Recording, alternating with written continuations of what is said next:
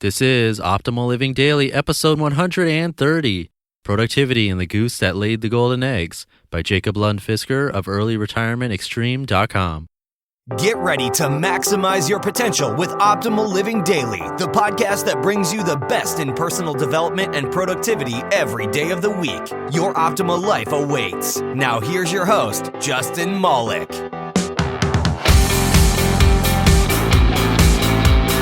What's happening, old friend? Welcome to Optimal Living Daily. I'm Justin Malik, the one who couldn't recite the Cub Scout oath because of social anxiety. And 27-ish years later, I'm hosting a podcast to help overcome situations like that, or at least come to terms with it. So thank you for listening. I really appreciate it. And I actually have a brand new author to this show, although he's been read on the spinoff podcast Optimal Finance Daily a few times. And his story of how he retired in his early 30s was a 3-day feature on that podcast. So you should definitely check it out. You can hear the whole story on Optimal Finance Daily. And that starts at episode 28. So that's episodes 28, 29, and 30, all featuring him. And I like to save the more financy posts for that show. So this one's about productivity, which is something that's been requested by you. So ask and you shall receive, as I always like to say. And that's about it. So I'm going to jump right in and start optimizing your life. Productivity and the Goose That Laid the Golden Eggs, by Lund Fisker of earlyretirementextreme.com. Most of the misunderstandings concerning productivity appear because productivity gurus measure productivity with time as the variable. If only we can manage time more effectively, we could get more things done, the thinking goes. This is true insofar that one is doing piecework where each action takes a certain amount of time so that work volume is directly proportional to time. Although many people are still paid in the old-fashioned way by the time they put in, most products are more accurately measured by the value they add, regardless of how long it took to create this value. From my perspective, the amount of value that can be created on average over time is limited by individual creativity. In other words, a person is capable of producing X amount of value, and another person is capable of producing Y amount of value. If a person creates a lot of value in a single day, you can rest assured that very little of the same kind of value will be produced the next day. It simply averages out. To understand this, think of the goose who lays one golden egg a day. The goose may be considered highly productive during the hour during which the egg is laid. Naively, one would expect that with proper time management, the goose would be able to lay an additional egg every hour, and obviously that is not how it works. If the goose was asked to do that, it would quickly burn out.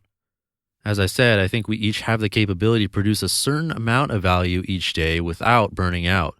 If left to our own devices, that is exactly how much we will produce. We will have a certain amount of creative energy, a certain amount of physical energy, and a certain amount of social energy.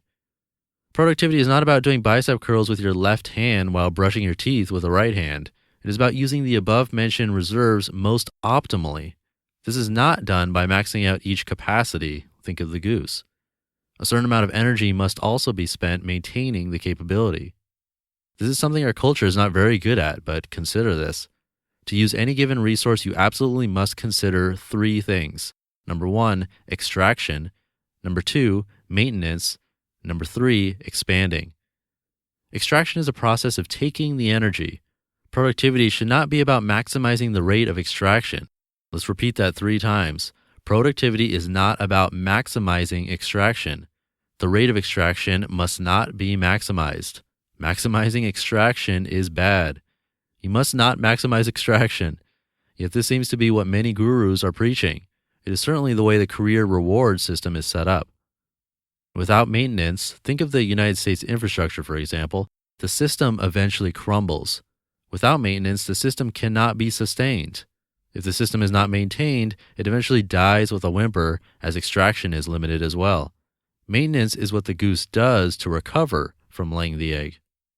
The importance of expansion is obvious. As well as maintenance, the system should be improved. This does not mean bigger or more, it means better. Without expansion, the system stagnates and eventually gets crushed by non-stagnating competitors, and so some energy must be used towards that end as well. Expansion is what the goose does to get better at laying eggs.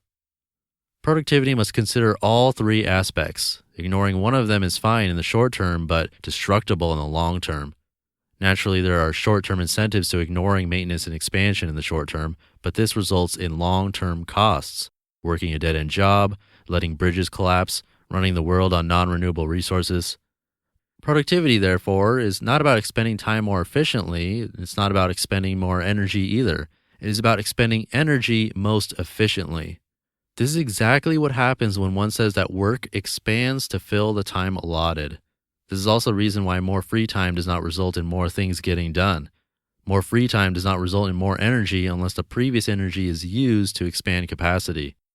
Usually when just leaving a job, which pretty much only focuses on extracting as much as possible from you, a lot of energy must first be used on maintenance to rebuild yourself. You just listened to the post titled Productivity and the Goose That Laid the Golden Eggs by Jacob Lund Fisker of earlyretirementextreme.com. And I love that example of brushing your teeth while doing bicep curls at the same time.